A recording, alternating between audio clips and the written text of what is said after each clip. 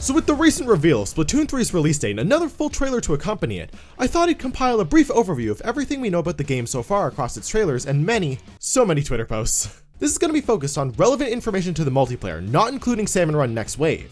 And if I miss anything, feel free to let me know in the comments. Here we go!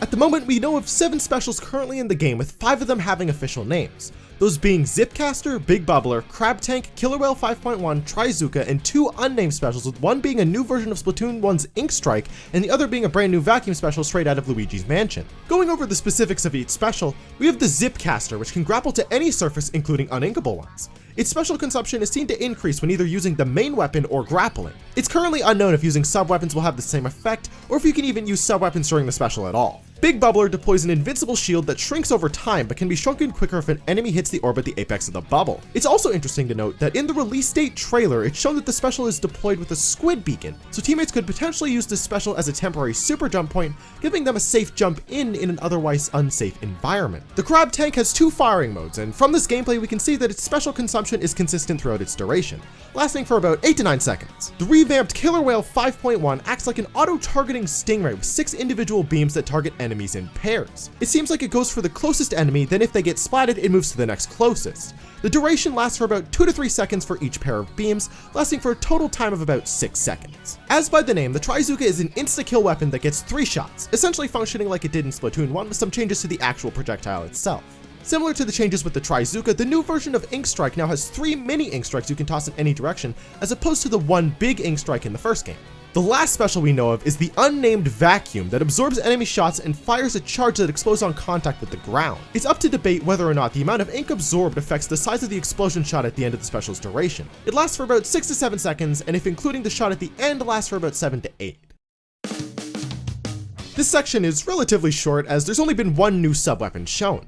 It is currently unnamed, but it functions as a faster point sensor that seems to deal slight damage on contact with an enemy player, though the damage is just speculation on my part. Every other sub-weapon we've seen is a returning one. Splat, Suction, Burst Bombs, as well as the icons for Splash Wall and Toxic Mist are all shown.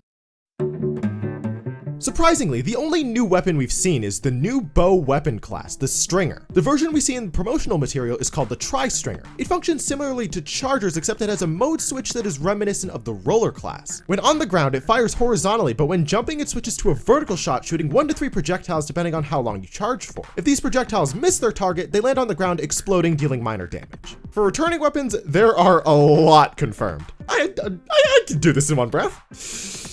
Splatter Shot Pro 52 cal 96 cal, Splat Roller, Splat Charger, Slosher, Octobrush, Splatter Shot, Splashomatic, Undercover Relic, Glugo Dualies, Clash Blaster, E-Liter, Blaster, Range Blaster, Dynamo Roller, Sloshing Machine, Hydro Splat Link, Splat Relic, Ink Rush, and Squiffer.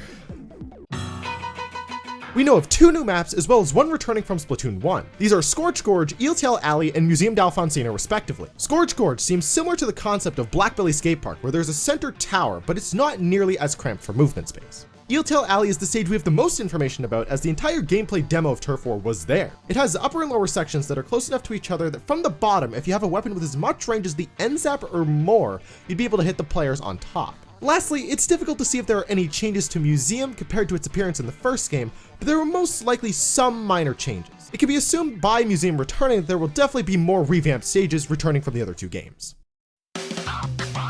This section is for aspects I wanted to talk about but aren't really big enough to kind of fit in their own category. Starting off, the squid roll is a dodge mechanic that allows for a 180-degree turn. The roll has confirmed invincibility frames, though for how long is unclear at the moment. Also, you are able to shoot directly after the animation is finished with no end delay. The squid surge we honestly don't know much about, as it was only shown in the announcement trailer, but as far as we know, it flings the player up in the air when swimming up a wall. At the moment, the only mode we know is 100% returning is Turf War. Thanks to the spawner drones, you can now choose where to be launched at the start of a match. After being launched, you seem to get some kind of movement speed boost and invincibility frames for a short period of time. This is so far the only negative thing I really have to say about the game, but the D-pad callout commands are the exact same as in Splatoon 2. I was really hoping for more customizability or even just adding 2 more commands for the left and right directions. Something along the lines of enemy here or need help. There seems to be a built-in spectator mode like in Splatoon 2, as shown with the icon in the top left corner that can switch between different players. Pretty self-explanatory. And finally, it was uncovered that apparently, so take this with a grain of salt, that Nintendo will only be releasing one version of the game worldwide,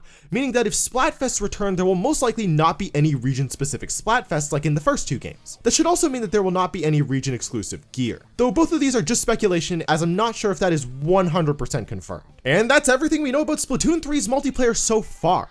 It looks extremely promising, and I can't wait for the eventual test fire. If you want to see another video like this that covers Splatoon 3's single player mode, let me know in the comments. I also do videos on other different Splatoon challenges, so stick around and subscribe if you like that sort of content. Otherwise, see you later, lads. There seems to be a built-in spectator mode like in Splatoon 2, as shown with the icon in the top right. Actually, wait, it's in the top left. Why did I write top right? I don't know my lefts from rights. That's terrifying.